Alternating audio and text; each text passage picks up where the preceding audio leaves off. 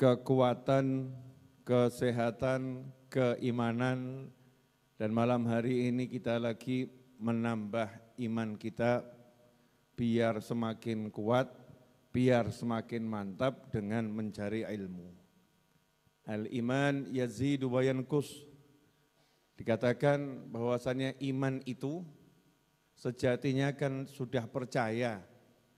Ya kalau yang namanya percaya ya seharusnya percaya, enggak ada perubahan. Tetapi pada kenyataannya tingkat kepercayaan kita itu bisa mantap, tingkat kepercayaan kita itu bisa abu-abu, remang-remang, tingkat kepercayaan kita bisa sangat lemah. Ya, kok bisa begitu? Yazid wa yankus, bisa pasang, bisa surut. Yazid bitta'ah wa yankus bil ma'siyah. Tingkat kepercayaan kita, iman kita itu akan jadi kuat kalau kita nambah taat. Kalau kita nambah hal-hal yang baik yang diperintah Allah Ta'ala, menjauhi yang dilarang oleh Allah Ta'ala, maka iman kita jadi semakin kuat. Wa yankus, dan imannya akan berkurang kekuatannya, berkurang mantapnya ketika seseorang itu bermaksiat pada Allah Subhanahu wa Ta'ala. Maka malam hari ini tidak diragukan, insya Allah kita lagi nambah kuat iman kita. Dan insya Allah ditambah kekuatan iman kita oleh Allah Subhanahu wa Ta'ala karena kita sama-sama mencari al-ilm, mencari ilmu. Al-ilm nur, ilmu itu cahaya. Jadi kalau orang punya ilmu, berarti dia punya cahaya. Semakin banyak ilmunya, berarti semakin banyak cahayanya. Bayangkan hidup di suatu tempat, di malam hari, enggak ada lampu di sana. Enggak ada lampu, enggak jadi masalah. Kalau di sana ada tintir. Ternyata enggak ada tintir juga. Enggak ada tintir enggak jadi masalah kalau itu bulan purnama. Artinya masih ada cahaya rembulan. Ternyata gerhana rembulan pula. Gerhana rembulan tidak ada secercah cahaya. Kemudian disuruh jalan. Silahkan pulang ke rumah. Pertanyaannya, sampai atau nyasar atau nyungsep? Kalau itu kita lagi nyetir, lampu mobil mati, lampu motor mati, jalan enggak ada lampu, peteng dedet, gelapnya luar biasa. Diam ketabrak, maju nabrak. Betul? Diam ketabrak, maju nabrak. Kenapa? Karena kehilangan cahaya. Ya, karena tidak ada cahaya. Karena itulah kalau cahaya ini sudah hilang, naudzubillah min dzalik. Akan terjadi hal-hal yang gak masuk akal dalam hidup seseorang ketika kehilangan cahaya. Kalau dalam hidup ini kok kita kena masalah sedikit jadi bingung, jadi resah, gelisah, nah itu bukti kalau cahaya kita masih remang-remang. Tapi kalau kena masalah kok tenang hatinya, nah itu bukti kalau hidupnya sudah punya cahaya. Nah cara untuk dapat cahaya inilah yang sedang kita lakukan. Thalabul ilm, mencari ilmu. Nah, mudah-mudahan semakin hari semakin bercahaya. Karena orang yang beriman itu oleh Allah Ta'ala diberi cahaya. Bahkan cahayanya orang yang beriman itu bisa menerangi yang di sebelah kanannya, bisa menerangi yang di sebelah kirinya, bisa menerangi yang di depannya, bisa menerangi yang di belakangnya, bisa menerangi yang di atasnya, bisa menerangi yang di bawahnya. Mukmin itu bercahaya dan cahayanya buat orang lain bisa melihat berkat mukmin tersebut. Contoh, Pernah jenengan naik motor atau naik mobil tiba-tiba lampunya mati?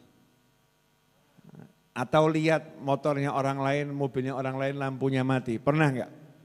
Pernah, saya pernah ngalami. Zaman dahulu ketika berangkat dakwah ke desa-desa, kota-kota, charter L300. Ya, charter L300 dulu. Ngajak teman-teman. Satu angkatan berangkat PP zaman dulu ya, 500.000. Itu L300-nya teman, Radimirah. Ya, 500.000.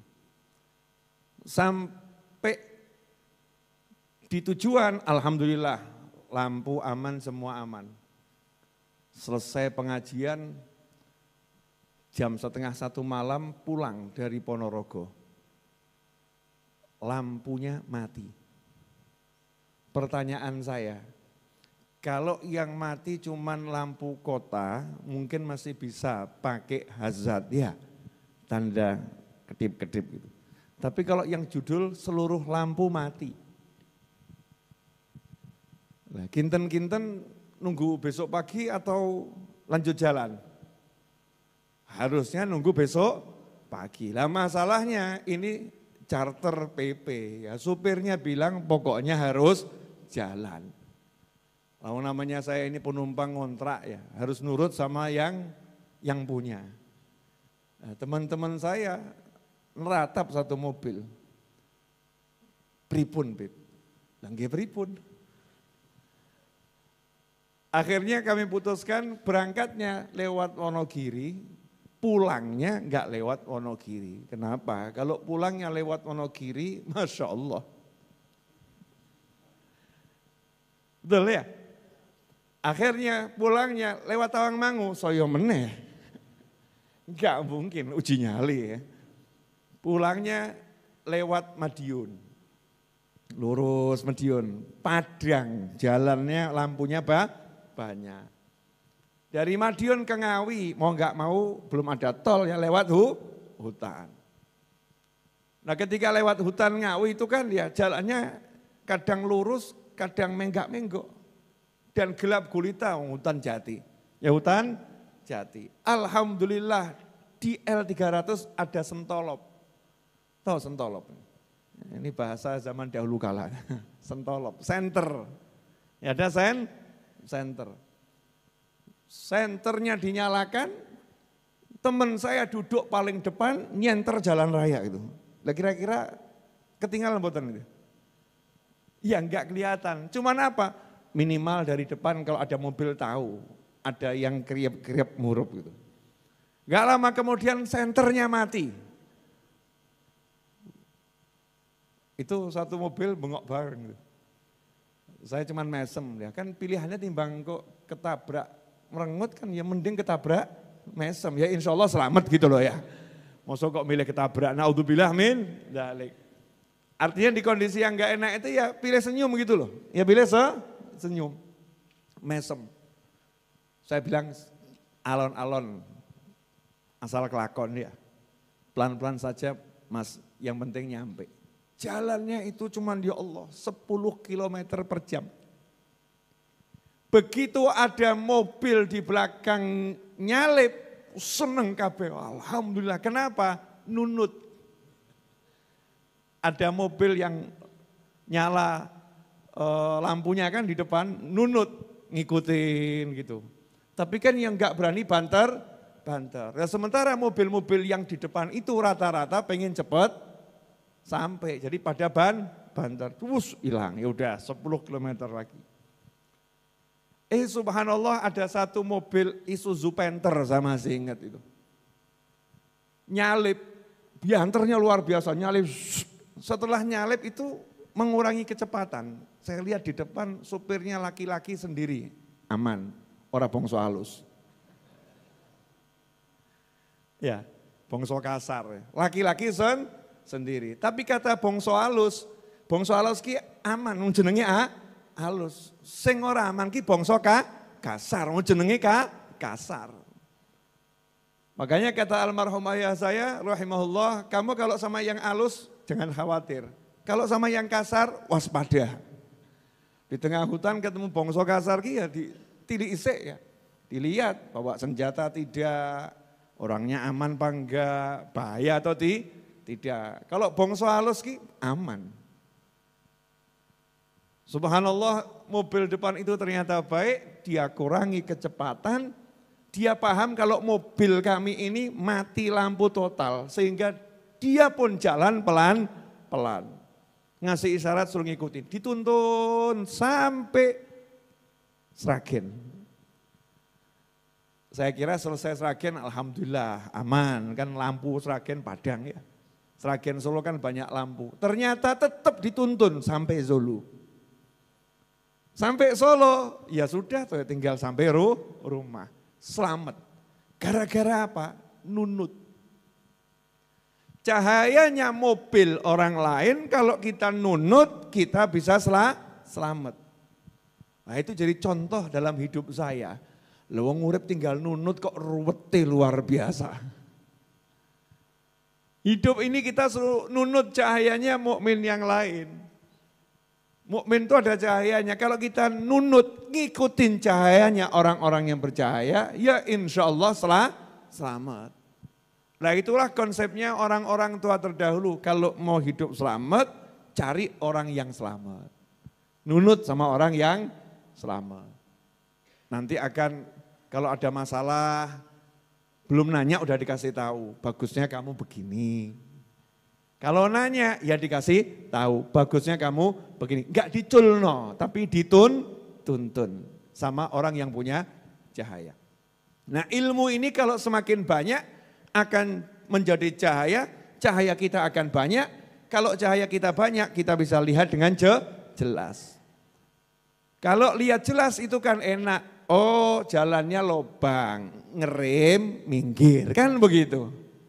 Tapi kalau enggak kelihatan, sebagus apapun motor dan mobilmu, kejeglong gak enak. Glodak, ya bisa selamat tapi ya kaget. Glodak, gardan bisa patah. Glodak, ban bisa pecah. Dan itu semua sudah pernah saya alami ketika perjalanan dakwah. Glodak, gardan patah, untung di Solo patahnya. Ya, dari mulai Demak pelosok zaman dahulu kala ya, sekarang sudah dicor semua. Dulu masih proses pengecoran. Buka tutup dari zaman dahulu kala itu ya. Glodak sampai pengajian aman. Pulang sampai di rumah, alhamdulillah mobilnya itu baik banget. Baru mau patah di rumah. Sampai rumah glodak kok ono sing ujul. Ya, ternyata gardannya patah. Ban pecah, udah pernah saya alami. Ya juga dari Demak sana, dulu ya, daerah Demak dan sekitarnya zaman dulu kan medan perjuangan yang luar biasa. Itu bannya bocor tapi enggak ketahuan. Sampai rel Purwosari yang sekarang jadi jalan layang itu ya, rel Purwosari gelodak, pecah. Ya pecah sampai enggak ada bentuknya, sowek luar biasa. Alhamdulillah selamat, ya alhamdulillah selamat. Jadi gelodak pecah, gelodak teklek. Ya gelodak enggak ngapa-ngapain kaget, yang enggak enak. Itu bisa terjadi kalau ada lubang enggak kelihatan. Tapi kalau ada lubang kelihatan bisa ngerem, bisa ngendop, bisa minggir dan lain sebagainya. Itu contoh saja, berarti orang hidup ini kalau punya cahaya enak. Asyik. Minimal bisa melihat jelas sehingga bisa ngambil keputusan yang tepat. Tapi kalau gelap gulita, bingung adanya. Iki piye iki piye.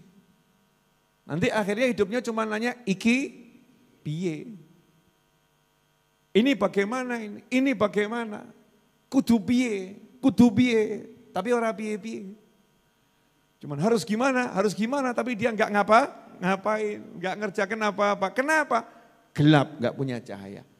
Nah kalau kita sudah punya cahaya, insya Allah hidup kita jadi nyaman, enak, bukan enggak punya masalah, tapi tahu caranya bagaimana menyelesaikan masalah.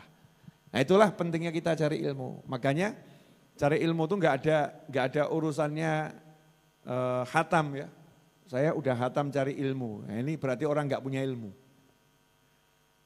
Orang yang sudah alim pol Kanjeng Nabi Muhammad SAW, beliau pun masih cari ilmu.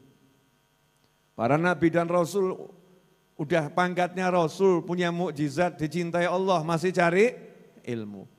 Nah kok kita baru sholat 5 waktu udah bilang khatam cari ilmu. Khatam cari ilmu. Na'udzubillah min dzalik. Makanya saya ngajak antum semuanya, yuk kita ajak diri kita dan keluarga kita, sahabat kita, teman kita, rajin cari ilmu. Rajin cari ilmu. Kalau sudah ada tempat-tempat di situ ada ilmu, ya yuk kita ajak. Ya mau di sini, mau di sana. Kalau ada tempat cari ilmu, ajarkan orang. Datang tuh ke sana tuh, dekat sama rumahmu. Tak ketang sepekan sekali, seminggu pisan. Ya. Biar dapat tambahan cahaya. Sehingga nanti kalau kita semakin banyak ngajak orang, ya cahaya kita juga nambah, dia dapat, kita dapat. Ya, karena kalau orang yang kita ajak dapat cahaya itu juga akan diberikan kepada kita. Semakin banyak yang kita ajak, semakin banyak cahaya yang kita peroleh. Nah malam hari ini insya Allah kita akan nambah satu cahaya yang gede. Karena ini judulnya bab golek fulus ini. Yang banyak orang mumet, banyak orang ruwet. Dari kitab Al-Hikam ya, dari kitab Al-Hikam. Karya Syekh Ibn Athaillah Al-Iskandari rahimahullah. Hikmah yang kelima.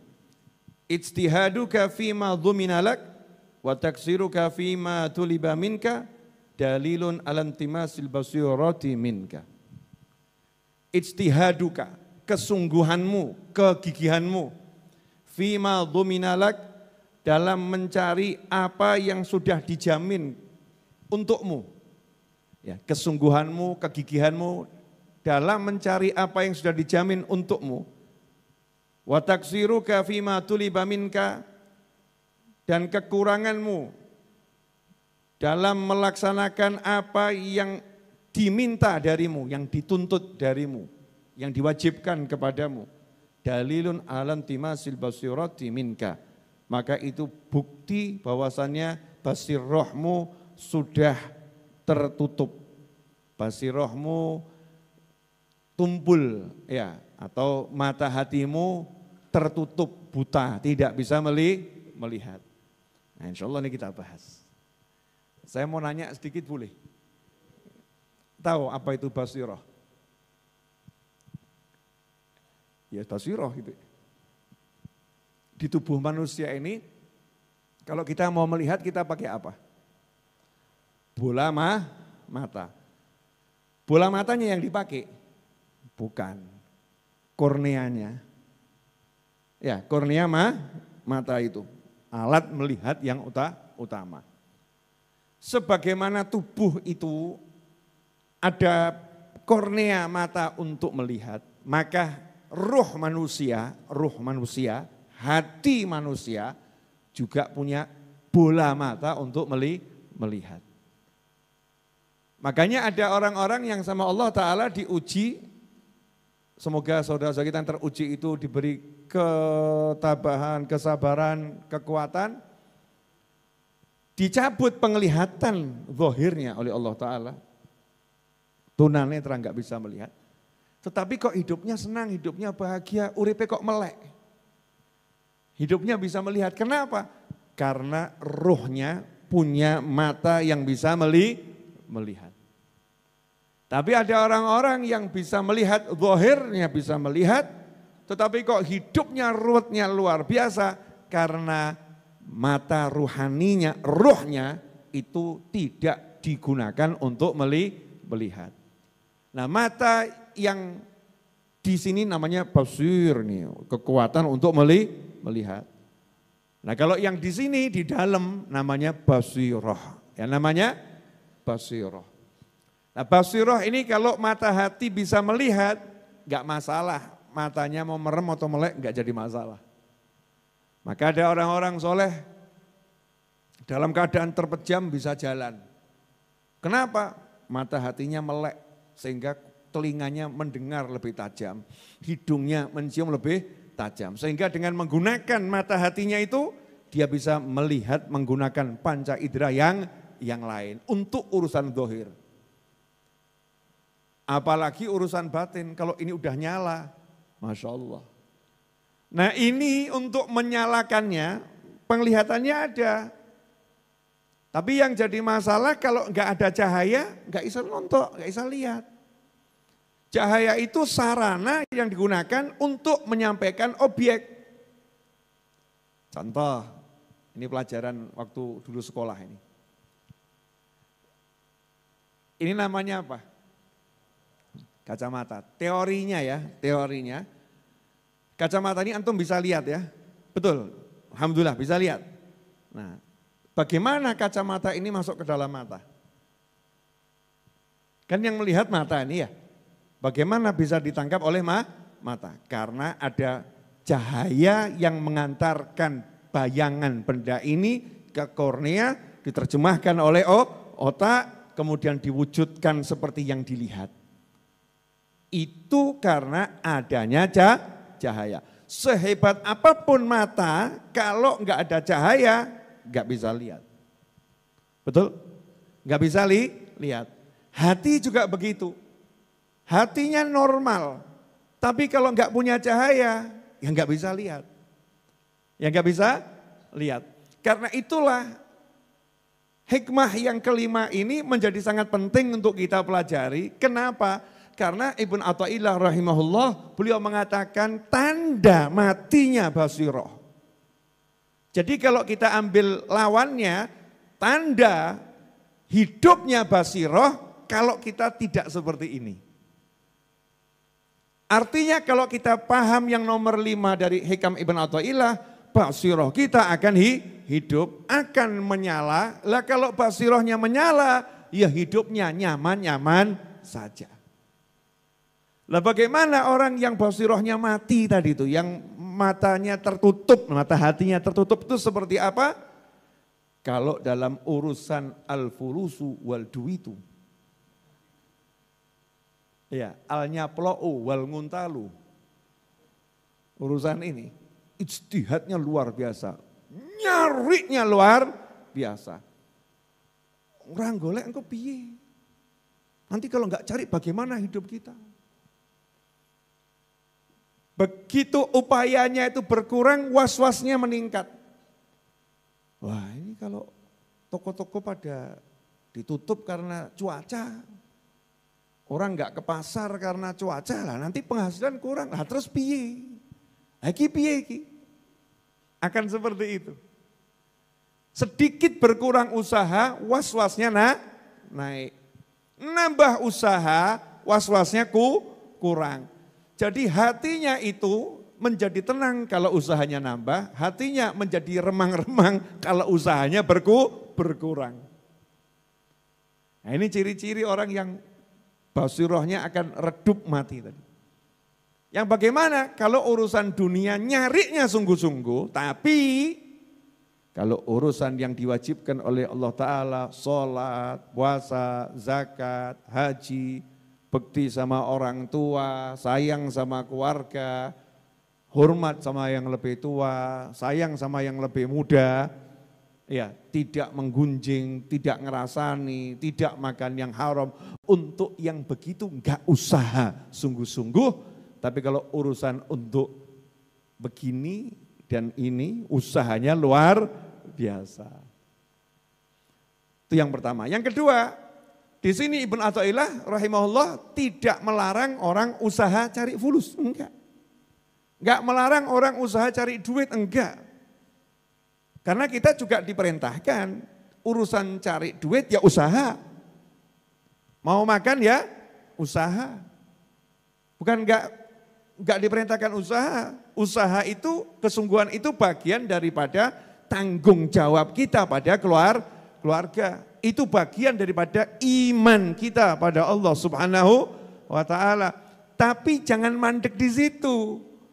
Nah kalau sampai yang untuk itu kamu usaha, untuk urusan akhirat murni kamu kok enggak usaha, maka di situ yang dilarang oleh Allah Subhanahu wa taala. Itu yang dilarang. Sampai di sini jelas? Nah, sebetulnya udah jelas ya, pengajiannya selesai, alhamdulillah.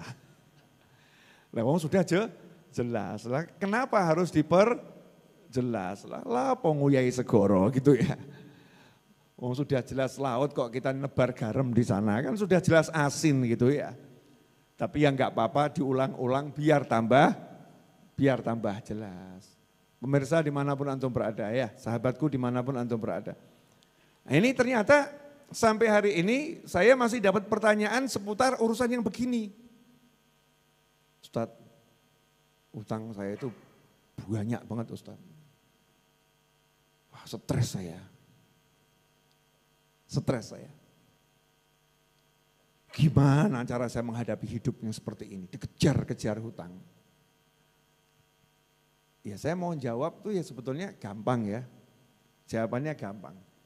Tapi ya kadang yang gak enak, ya kadang gak enak. Jawaban saya gampang, lah hutangmu seberapa toh? Nah, utang saya itu lebih banyak. Jadi aslinya podo gue mbak aku ya. Podo. Sama-sama menghadapi satu urusan yang sama. Utangnya akeh, banyak.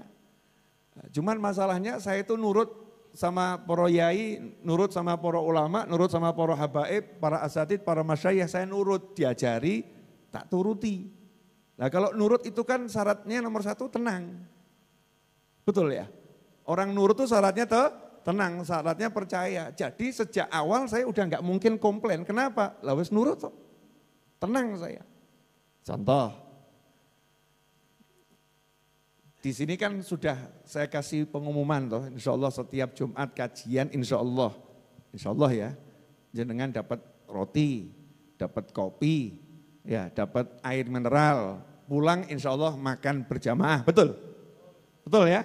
Ya kecuali saya. Air dapat, kopi dapat, roti enggak pernah dapat. Kecuali saya sampai hari ini enggak pernah dikasih roti. Ya. Terjadi ketidakadilan di antara kita. Saya ngomong enggak dikasih roti. Mestinya kan yang dengar dapat, yang ngomong juga dapat. Saya mesem untuk di roti ini loh ya. Loh, itu perlu, saya kadang ya pengen celup-celup gitu loh ya. Enggak pernah, betul pernah saya dikasih roti, enggak pernah. Sejak saya ngajar belum pernah ya, belum pernah. Luar biasa nih panitia di sebelah kanan ini, Masya Allah. Ini alhamdulillah kopi ini akhir-akhir tahun ini, dulu-dulu. Sampai akhirnya saya bawa sendiri, enggak dikasih kopi. Katanya Habib kan katanya buat yang hadir. Habib kan termasuk yang enggak hadir gitu ya. Bukan hadirin lah, aku bongso gaib apa-apa gitu ya. Ini ketika saya umumkan begitu, misal dari rumah enggak bawa air, enggak bawa kopi, enggak bawa roti, perut lapar, masuk tenang atau enggak tenang? Tenang. Kenapa? Oh nanti ganjel sik roti, mesti ya insyaallah. Rampung ya, sak puluh orang puluh ki aneh kok berkah warak. Ya berkah warak. Jadi masuk itu nomor satu urusan perut, mulut tenang. Betul? Ya kenapa tenang? Percaya sama saya, ya kemudian nurut, ora usah mikir bab kopi, sinau selesai. Urusan weteng podo-podo kok beres. Asal kita belajar nanti urusan perut ada panitia yang membereskan. Siapa nama panitia? Tim dapur, selesai. Ya tim dapur. Pertanyaannya, jenengan pernah enggak telepon tim dapur? Wes belum jorong. Jumat loh iki. Pernah nanya enggak sama tim dapur, ini hari Jumat, kamu udah belanja belum? Yang jelas loh, sing cetong, kok bengi piye nasibku? Pernah nanya gitu? Enggak. Kenapa enggak nanya gitu? Karena percaya sama majelis ini. Betul ya, percaya. Jadi yang enggak pakai nanya, Gus dimasake urung. Engko lali sing masak. Jojo keturun. Jangan-jangan ketiduran.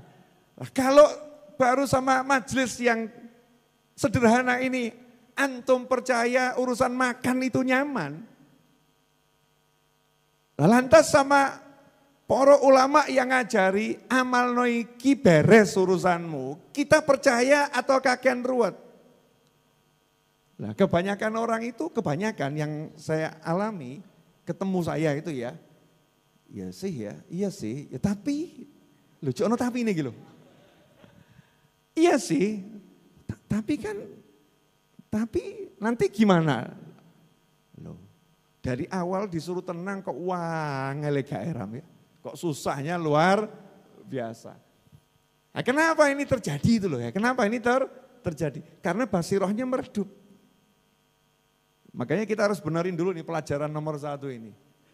Nomor 1 ini urusan dunia, jangan capek-capek nyari, tapi sungguh-sungguh. Kalau urusan akhirat, keselo, capeklah.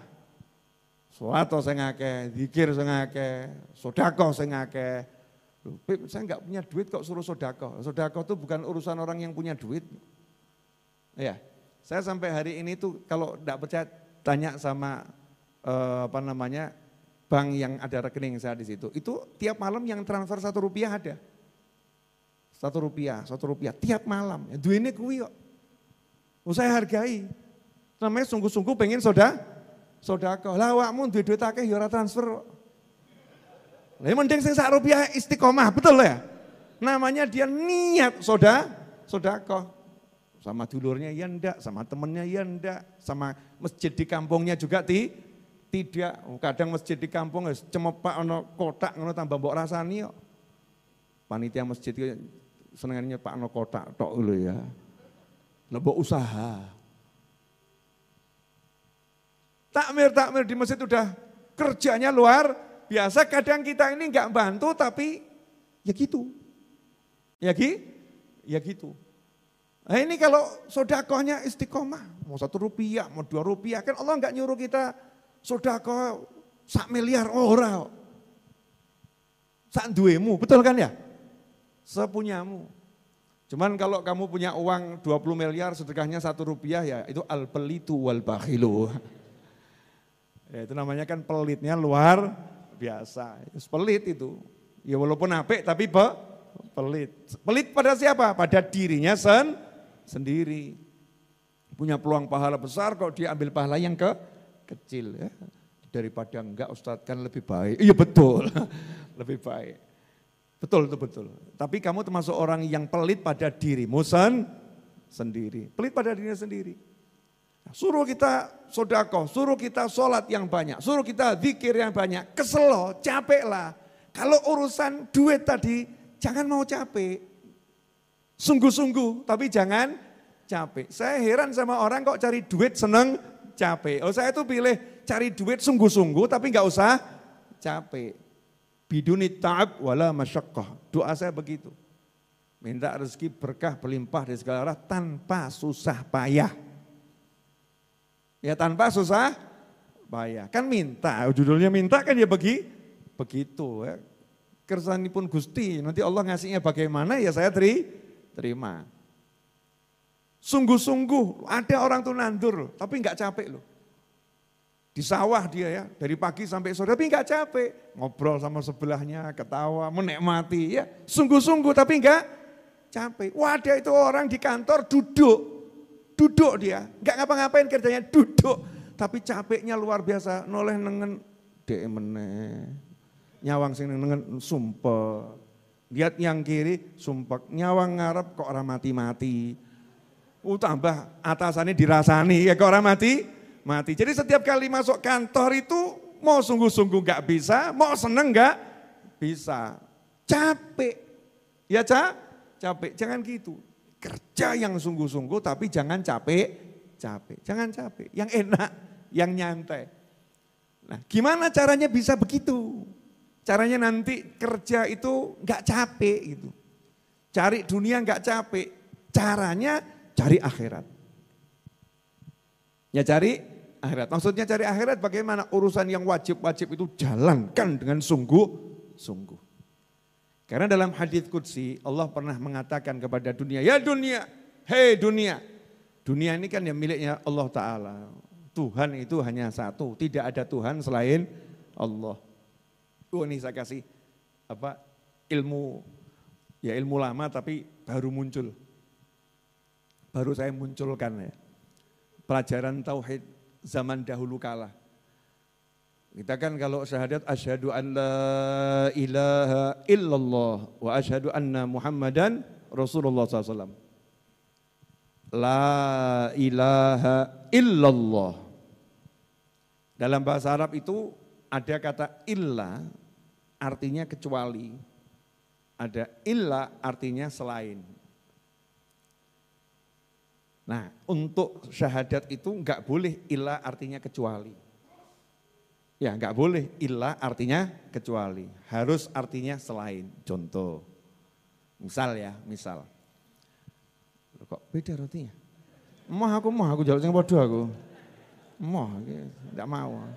Sing podo.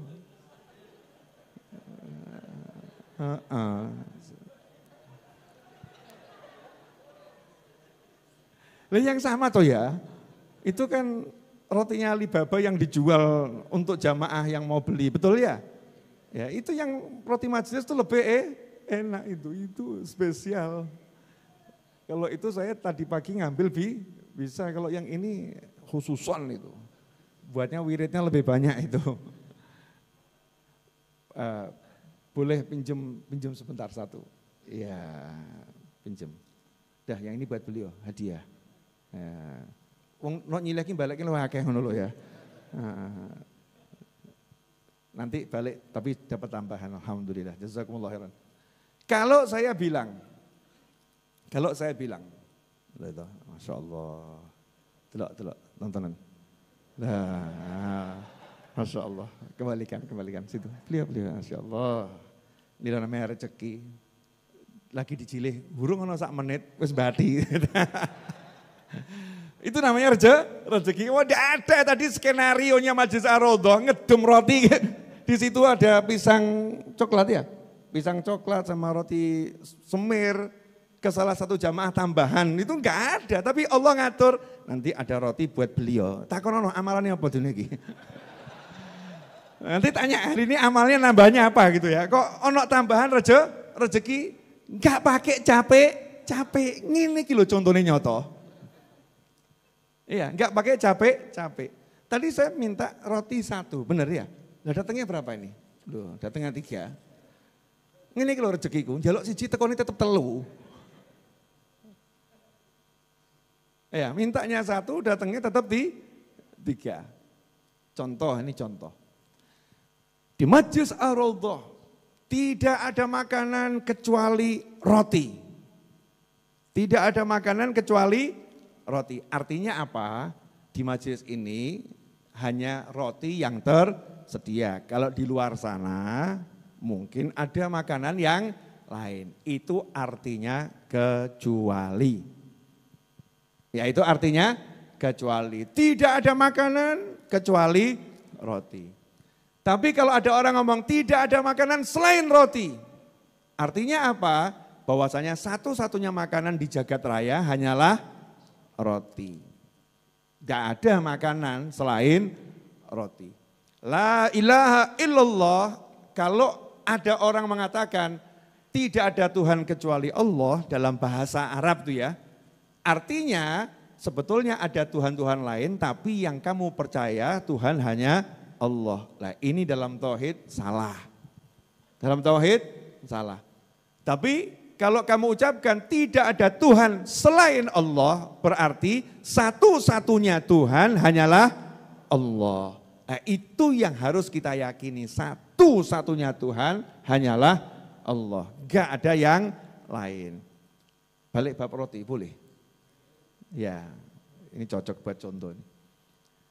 Kita sungguh-sungguh cari roti. Mulai kita kerja, dapat duit, pengen beli roti, sungguh-sungguh. Ya harus. Namanya orang pengen dapat roti ya harus sungguh-sungguh. Jangan lihat tadi, saya pengen dapat roti ini sungguh-sungguh ada. Sungguh-sungguh mulai nyindirku kan ya Masya Allah mau. Ya, mulai dari saya nyindir teman-teman saya di kanan, ya sampai datang roti, ternyata kok rotinya beda, ya rodok ngeyel, aku pengen sing podo gitu kan ya. Itu namanya sungguh sampai saya pinjem dulu ya. Ini namanya sungguh. Akhirnya dikasih sama Allah 3. Kesungguhan dalam mencari roti itu memang harus, itu betul. Tapi coba cek, sejak saya ngomong tadi, apakah saya nanya sama Ustaz Iis, apa nanya sama Rifki, endi roti ini? Mana rotinya? Apa berulang kali saya nanya sama beliau? Enggak. Kenapa? Saya percaya ini teman-teman saya pasti akan carikan roti untuk saya. Betul? Jadi tugas saya cuma apa? Sungguh-sungguh minta, yang lain akan membereskan.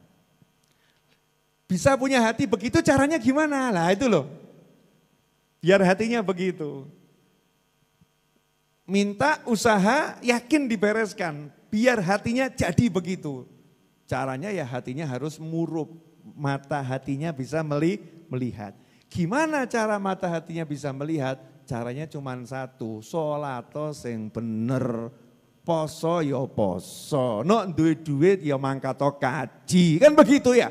Zakat yo bayaran, punya orang tua yo bekti, punya istri yo disayangi, tanggung jawab, punya anak ya dicintai, disayangi, punya tetangga dihargai, dihormati. Caranya itu yang wajib jalankan, yang haram tinggalkan. Hanya itu caranya, gak ada yang lain. Kalau sungguh-sungguh ngurusi yang itu, yang wajib-wajib tadi, maka nanti urusan kita cari duit tadi itu jadi mudahnya luar biasa. Gak kemurungsung, jadi tenang, jadi ayem, jadi adem, jadi asyik.